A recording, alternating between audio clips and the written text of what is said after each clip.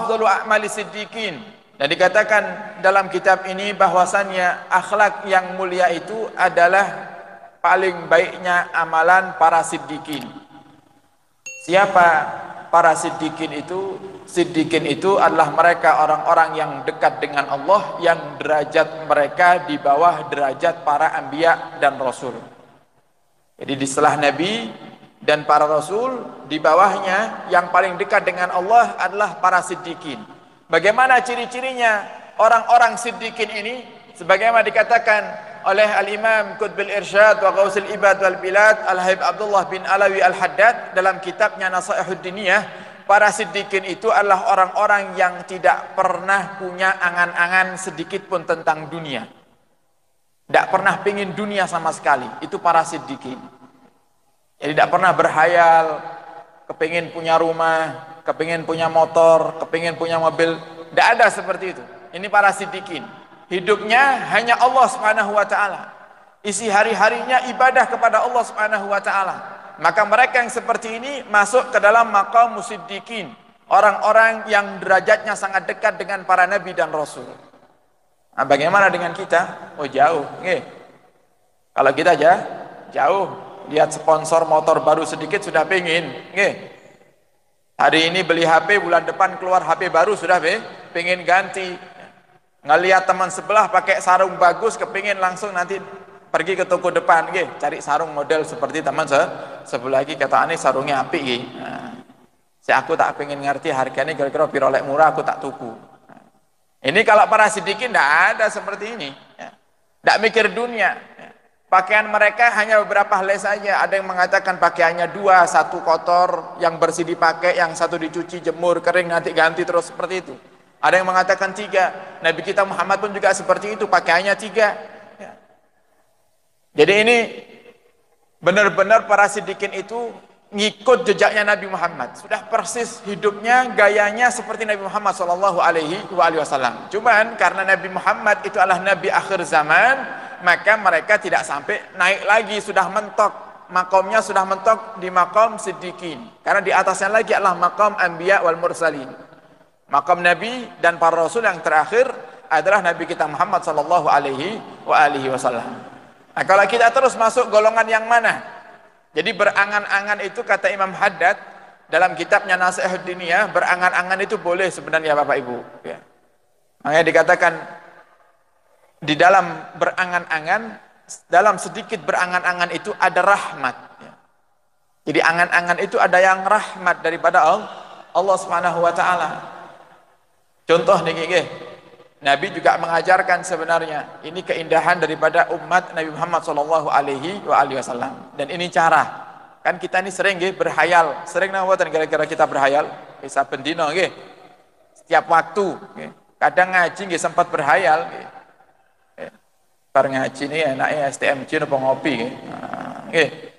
Berhayal. Ini kebiasaan kita. Nabi ajarkan, karena kita punya kebiasaan seperti ini, Nabi ajarkan kalau kamu berhayal, niatkan hayalanmu itu untuk kebaikan, maka kamu dapat pahala. Tapi kalau kamu sekedar berhayal untuk dunia, menikmati kenikmatan dunia ini, ya tidak dapat apa-apa. Yang ada lupa daripada Allah Subhanahu wa ta'ala, dicatat sebagai orang yang tidak mengingat Allah. Contoh, kadang kalau kita berhayal tentang kepingin punya mobil, ya Allah, kalau kau berikan aku mobil ya Allah, aku akan ajak anak istriku semuanya ke majelis ilmu. Kalau masih cukup tetangga tak ajak ya Allah. Nah, niatnya baik. Kok sampai mati tidak dapat mobil, tapi kita dapat pahalanya orang yang punya mobil sambil ngajak ke majelis istrinya, anaknya dan tetangganya. Nah, ini pernah terjadi di zaman Nabi kita Muhammad SAW. Ada seorang sahabat pergi ke masjid, sampai di masjid dihadang sama Nabi Muhammad. Nabi katakan, apa amalanmu? Kata sahabat, aku tidak melakukan apa-apa ya Rasulullah. Tapi hingga detik ini, malaikat tidak selesai mencatat pahalamu. Baru-baru ini kau lakukan. Mungkin di tengah-tengah perjalananmu kau lakukan, kata Rasulullah. Ada sahabat ini berkata, oh tadi aku ketika berjalan ke masjid ini, aku melewati padang pasir ya Rasulullah. Kemudian di tengah-tengah padang pasir, Aku berangan-angan, aku berkata dalam hatiku, andai Allah jadikan butiran-butiran pasir ini, yang ada di padang pasir ini semuanya emas untukku, maka niscaya semua orang-orang fakir, miskin akan aku cukupi kehidupannya. Kata Rasulullah SAW, sebab angan-anganmu yang baik seperti itu, hingga detik ini malaikat tidak selesai mencatat pahalanya. Nah, ini kan menunjukkan berhayal. Inilah dikatakan oleh Imam Haddad, sedikit daripada berhayal itu adalah rahmat dari Allah Subhanahu wa ta'ala. Jadi berhayal atau berangan-angan itu sebenarnya tidak dilarang 100%. Yang dilarang itu tulul amal, panjang angan-angan. Panjang angan-angan terus menerus itu berhayal, terus dipikirkan. Pokoknya saya tahun 2021 target harus punya motor baru. Karena tiap hari itu dipikirkan itu bagaimana cara mencapai target punya motor baru di tahun depan. Karena mikir itu terus, kerja terus, akhirnya lupa sama ibadahnya. Ini yang dilarang dalam Islam. Jadi orang-orang siddiqin itu, Bapak Ibu, ciri-cirinya mereka tidak punya angan-angan dunia sama sekali. Benar-benar dibuang jauh-jauh itu yang namanya dunia. Makanya kalau sholat khusyuk akhirnya. Kenapa tidak ada dunia dalam hatinya? Berbeda dengan kita ya. Kalau kita sholat tidak khusyuk, kenapa? Sholatnya, zahirnya, tubuhnya sholat, tapi hatinya mikirkan dunia.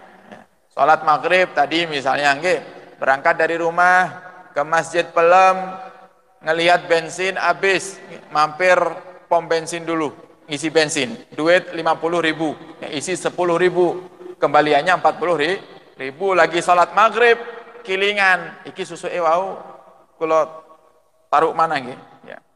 Tak taruh mana ini kantong apa sak dukur apa sak ningsor ini. Nah, lagi sholat ini mikirkan duitnya. Makanya sholat kita belum dianggap sholat sama Allah Subhanahu wa ta'ala.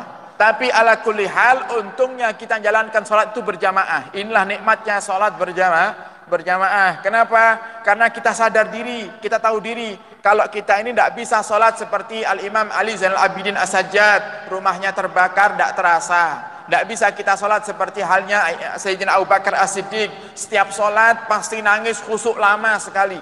Sampai tidak mau jadi imam Sayyidina Abu Bakar As-Siddiq itu. Karena apa? Mesakne makmume. Ya, Sayyidina Abu Bakar itu sampai tahu diri. Tidak pernah mau jadi imam. Kenapa? Kasihan makmumnya. Setiap sholat baca Al-Quran pasti nangis. Kalau sudah nangis lama sekali. Khusyuk sholatnya. Itu Sayyidina Abu Bakar As-Siddiq. Kalau kita sadar diri, tahu diri, karena sholat kita ini sering tidak khusyuk, makanya kita jalankan dengan berjamaah, dengan harapan apa? Karena dalam sholat berjamaah ini Allah akan terima semua sholat yang hadir di sholat berjamaah tersebut. Kalau imamnya khusyuk ketika baca suratul Fatihah, kemudian makmumnya khusyuk ketika ruku, makmum yang satunya lagi khusyuk ketika sujud, makmum satunya lagi khusyuk ketika tahiyat pertama, yang satunya lagi khusyuk ketika tahiyat terakhir, itu sama Allah digabung, dibagi rata sama Allah ya.